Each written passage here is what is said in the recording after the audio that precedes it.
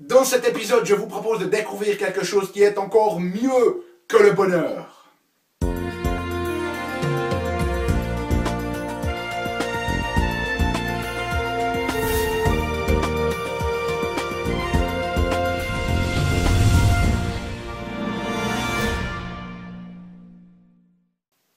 Parce que la vie est bien trop magique pour être petite et que nous avons tous besoin d'une prescription pour vivre en conscience et faire que nos rêves dévorent notre vie. Bonjour, je suis le Dr Yannick Pauly, bienvenue à un nouvel épisode d'une grande vie.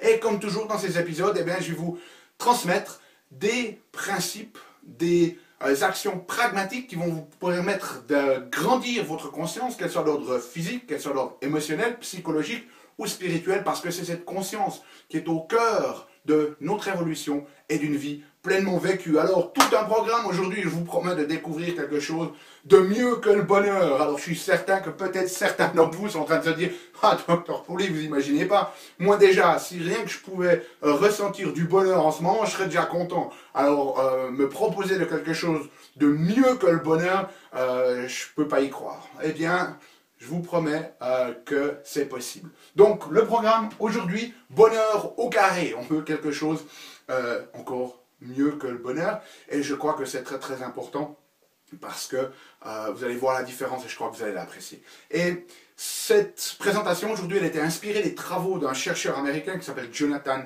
Haidt, qui travaille à l'école de médecine de l'université de New York. Et ce docteur Haidt, il a fait des études sur ce qu'on appelle le dégoût moral. C'est-à-dire qu'il y a des choses qui nous dégoûtent intrinsèquement. Et ce qu'il a découvert, c'est que ce dégoût moral, c'est quelque chose qui est un petit peu imbriqué dans notre neurologie, si vous voulez. Il n'y a pas de différence culturelle. Toutes les cultures du monde qu'il a étudiées expriment le même dégoût pour les mêmes choses. Alors, il y en a certaines qui varient, mais il y a certains dégoûts centraux. Par exemple, il a fait une étude qui était très très intéressante. Il a apporté des habits, notamment un blouson ou une veste, à des gens et il leur a proposé de porter ces vêtements-là et les gens le font sans problème. Et ensuite, ce qu'il a fait, c'est qu'il leur a proposé de faire la même chose, mais il leur a expliqué que ce veston, cette veste appartenait à un tueur en série. Et à ce moment-là, tous les gens ne veulent absolument pas le porter. Il y a une forme de dégoût moral, même s'ils savent consciemment, intellectuellement, rationnellement que le fait de porter ce veston ne va pas faire d'eux-mêmes une mauvaise personne ou va les affecter dans leur intégrité physique, eh bien, ils ne veulent pas. Et ce qui est très intéressant, c'est qu'il a fait cette même étude dans plusieurs cultures et c'est les mêmes résultats tout le temps. Personne ne veut porter ces habits. Il a même fait avec des gens, en fait, qui étaient dans des conditions précaires, qui avaient besoin de nouveaux habits, eh bien, ils préfèrent rester au froid, ne pas pouvoir se réchauffer avec cette veste, plutôt que de porter cette veste qui a été portée par un tueur en série. Alors, à la suite de ces études-là, eh bien, il s'est demandé s'il n'y avait pas l'inverse de ce dégoût moral universel, si vous voulez, s'il n'y avait pas quelque chose que nous admirons tous fondamentalement qui est à l'intérieur de notre système nerveux, presque même à l'intérieur de nos gènes. Et ce qu'il a découvert, c'est ce qu'il appelle, lui, l'élévation. Moi, j'adore ce mot-là,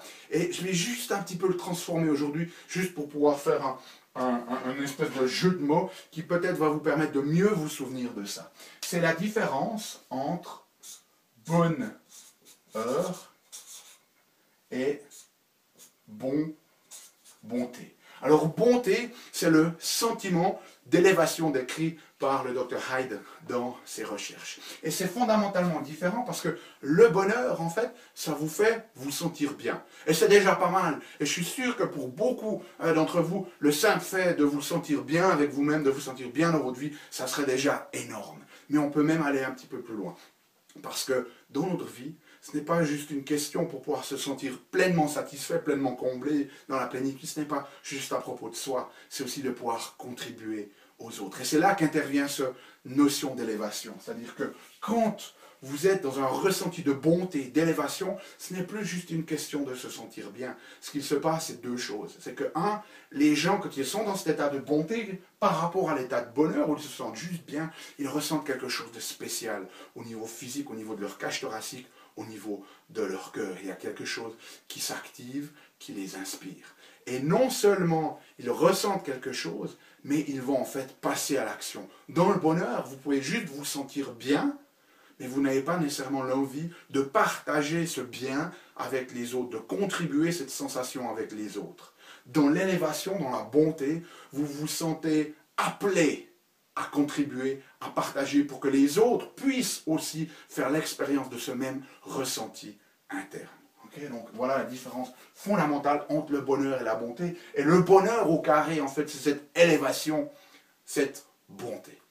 Alors, comment est-ce qu'on peut intentionnellement, consciemment, parce que c'est ce que je vous propose de faire dans ces épisodes, hein, ne pas penser que ça va nous arriver de l'extérieur comme ça, mais de pouvoir créer cette réalité dans notre vie, eh bien, 4 stratégies soutenues par des études scientifiques qui montrent comment est-ce que l'on peut générer ce sentiment de bonté. Le premier, c'est de visionner des films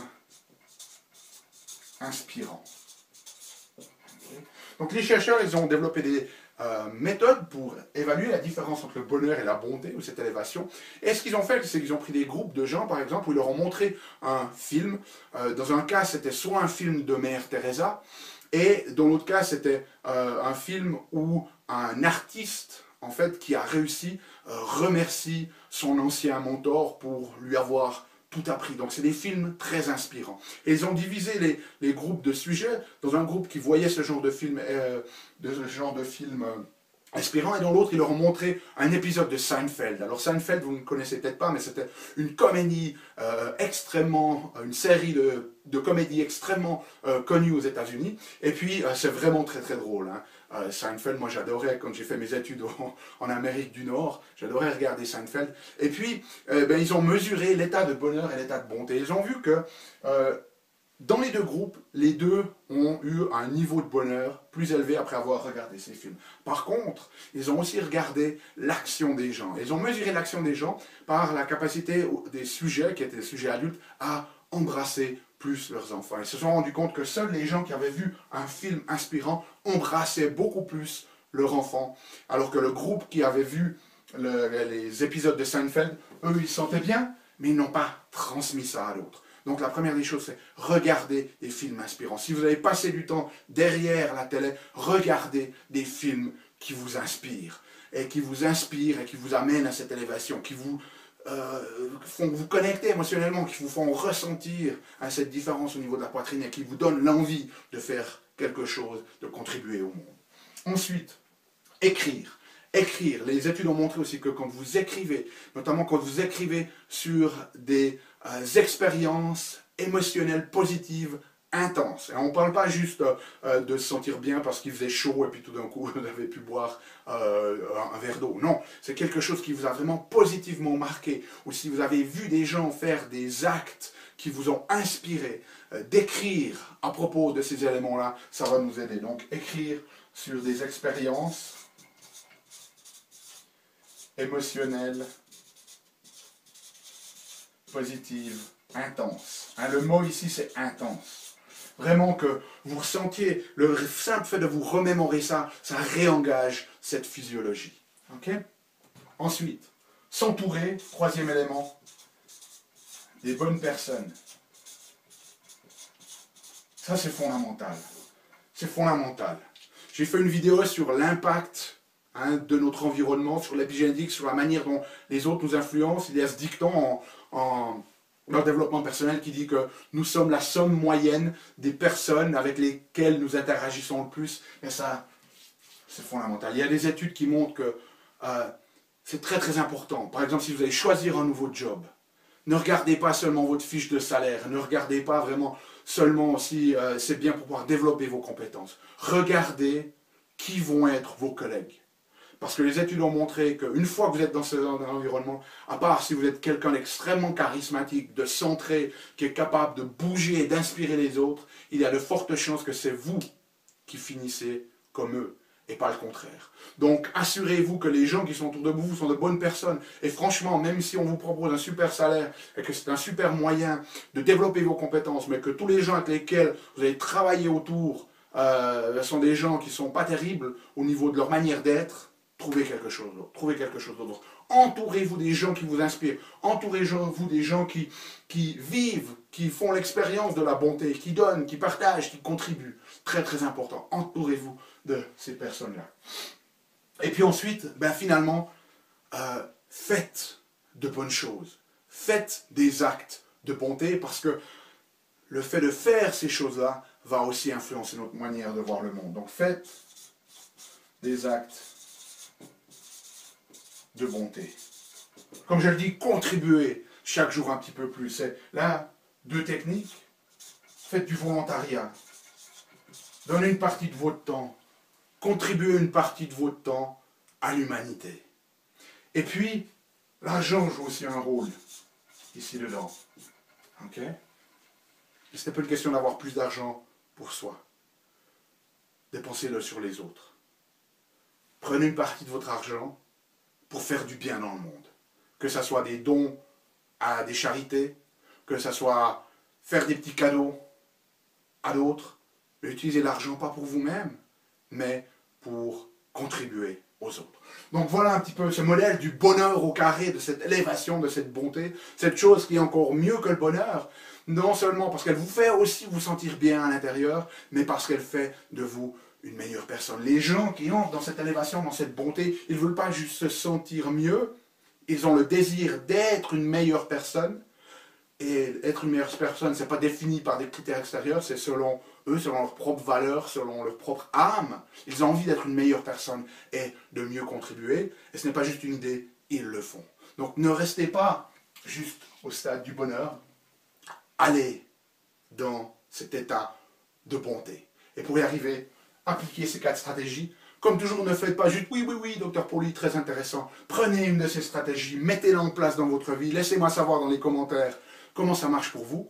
Et nous, on se retrouve bientôt pour un nouvel épisode. D'ici là, contribuez chaque jour un petit peu plus. Émerveillez-vous et aimez la vie.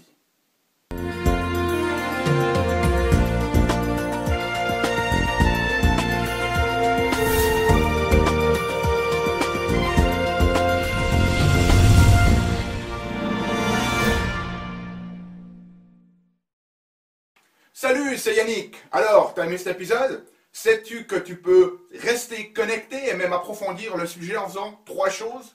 La première, tu peux t'inscrire à mon compte YouTube. De cette manière, tu seras informé des prochains épisodes. La deuxième chose que tu peux faire, c'est approfondir le sujet grâce à ce DVD, les 7 clés d'une grande vie. Il est complètement gratuit. C'est le DVD d'un atelier que j'ai fait de 2 heures environ qui explique les bases de la méthodologie et qui vous donne des exercices pratiques dans la méthodologie Une grande vie. Donc il est gratuit. Tout ce que tu as à faire, c'est cliquer sur le lien.